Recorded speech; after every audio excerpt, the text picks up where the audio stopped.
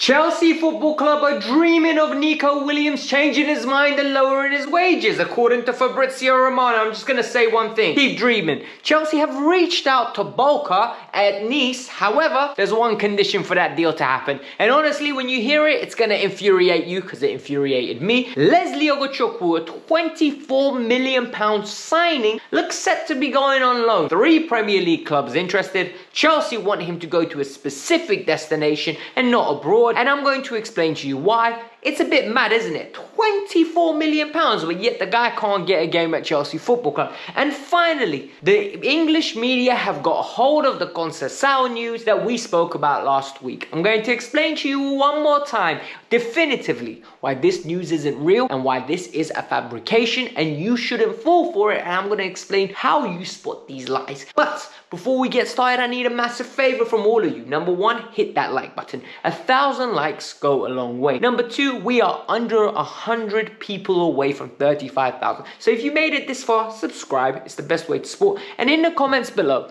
let me know, would you go and buy Marcin Boca? Because Boca came out of Cobham. He went on to build himself a good reputation and he would not be expensive and he would start for Chelsea in my opinion. What's yours? Let's get started. The Nico Williams dream is absolutely hilarious because that's exactly what it is at this moment in time. I think Chelsea fans need to start messaging Fabrizio and saying, big man, can you stop with this nonsense every single day? Oh, Chelsea are dreaming of Nico Williams. Chelsea are dreaming of this. Most men are dreaming of Shakira. Don't mean they're going to get a date with Shakira, okay? So the reality is, stop it. So what has happened? Chelsea's dream continues, but the only way this deal can happen, according to Fabrizio, is if Nico drops his wage. At the moment, he's getting 200,000 euros a week. Not million, thousand. Yet, Chelsea are going to ask him to take a pay cut because Chelsea don't offer those kind of wages. And the player is looking for somewhere in and around 280,000 to 300. There's also rumours coming out from Atletico Bilbao that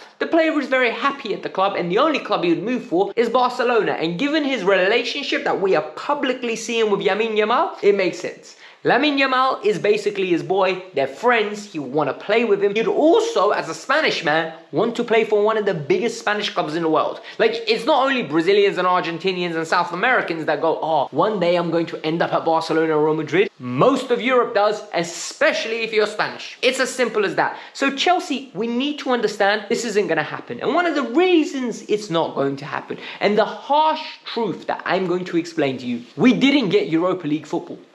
I think this window would have been so different. And I'm genuinely saying this, right?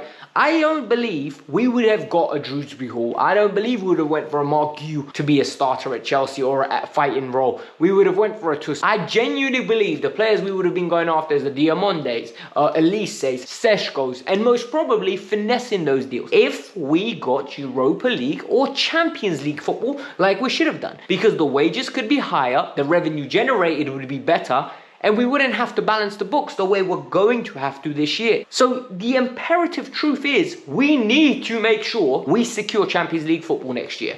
Because otherwise it's another year out, another year shopping in the C or B tier rather than B or A tier, or maybe the A star tier of players. And it's another year of just procrastinating and letting it go whilst letting the current players develop. So Nico Williams is just a dream. According to Alex Goldberg and the byline, and Alex Goldberg has really built up a great network because he's so ahead of the curve when it comes to Chelsea news on certain individuals. It's absolutely amazing. Like the detail that you get from him, it's unmatched. And the reason why I believe it is because he gives you definitive things that are like facts that you can hang on, and then 3 weeks later the truth comes out and it's like, oh, didn't Alex say that already? We saw this with the Rio deal, we saw this with multiple Elise deal, and we saw this with the Sheshko deal. We were seeing consistent updates from him that was really ahead of the Fabrizio Romano stuff that was coming out. One of the reasons is because he talks to Ornstein, he publicly discloses that, he talks to other individuals,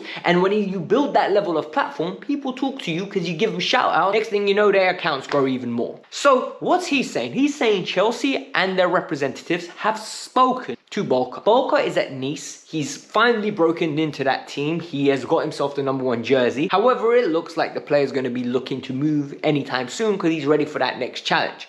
Chelsea appreciate the player, and what I appreciate about this player is his feet are just as good as his goalkeeping skills. He's a very good shot stopper. He's massive in terms of height, so he comes and collects crosses very comfortably. Good at punching the ball, good reflexes. But what I like more than anything is he can fit Maresca's system, and he's got a great left foot. He's a good goalkeeper that always had promise. When Chelsea let go of him to go to PSG, he went for money, let's not lie, because if it was opportunity, should have stayed and fought with Kepa. But we signed Kepa that summer. No one knew Kepa was going to turn out the way he did. But going and fighting with Keylor Navas and then Donnarumma, it's not a very good look, is it? You went for the money. But went to Nice, regenerated his career, became the #1 goalkeeper, and the ratings for him are absolutely mad. So if Chelsea have an opportunity to do this, they have to. But the condition's simple. We need to get rid of Petrovic or Sanchez. And for me, I think Petrovic is a better goalkeeper than Sanchez. And if I had to pick to keep one, I'm keeping Petrovic. I think Petrovic is a great #2. The problem starts here. No one's going to want to buy Sanchez for the money that we're going to ask for Sanchez.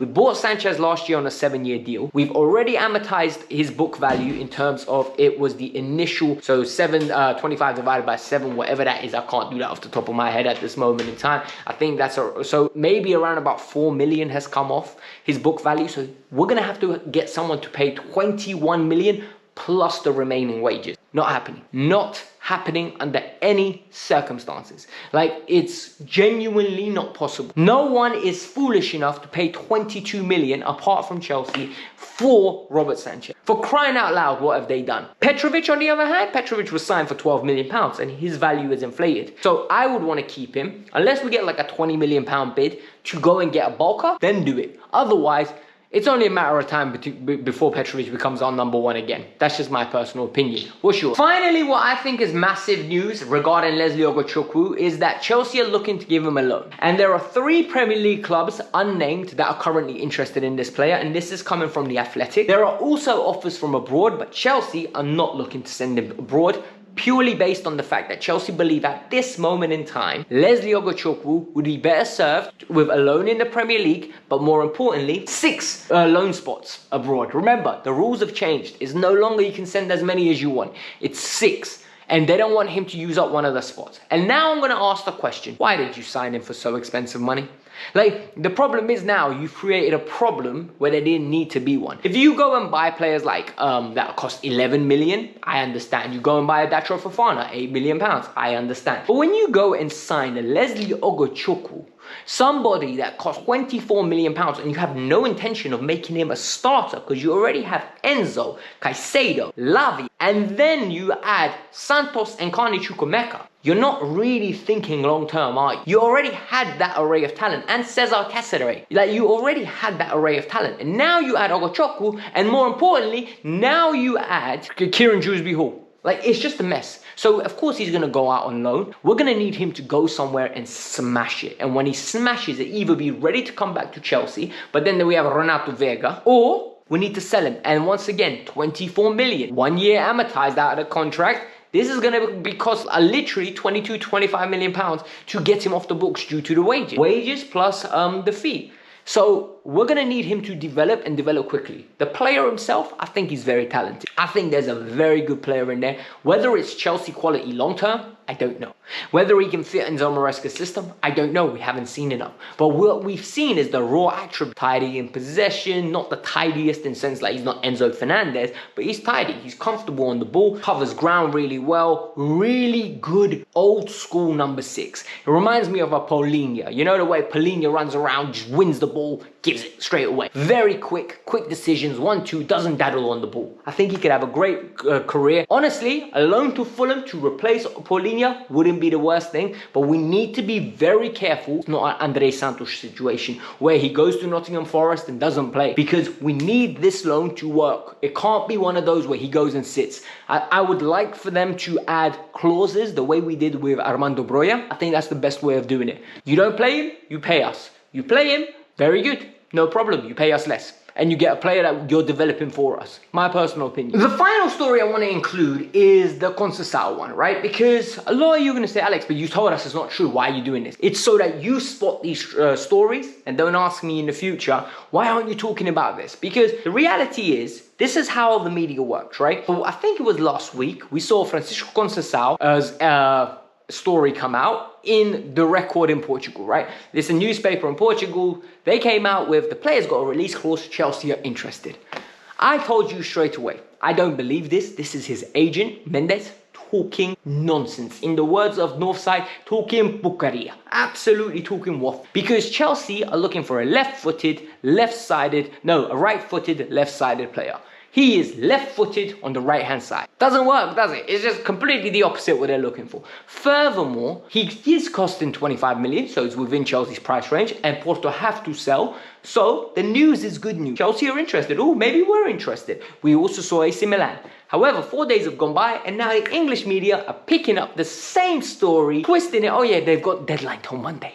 You've got 2 days to make this deal happen. Guys, it's not happening. Chelsea aren't interested in a player. I am almost certain of that. And if they were, the deal would have been done by now, because Chelsea would not be wanting to pay more money when they could already go and secure him, and there's a free run for the player. He's a good player, but I don't think he's the type of player that you break the bank for and go pay 25 million when you already have a Noni Madueke and you have Cole Palmer on that side. For me, that right-hand side's untouchable. You don't need to touch it. Purely based on the fact that you didn't get Elise, no problem. That would have been a Noni upgrade. Now, let Noni cook. Let Noni develop. If you're going to play Palmer in the middle every now and then against a weaker team, let Noni develop on that right-hand side or give him the Conference League games and let him play himself into contention.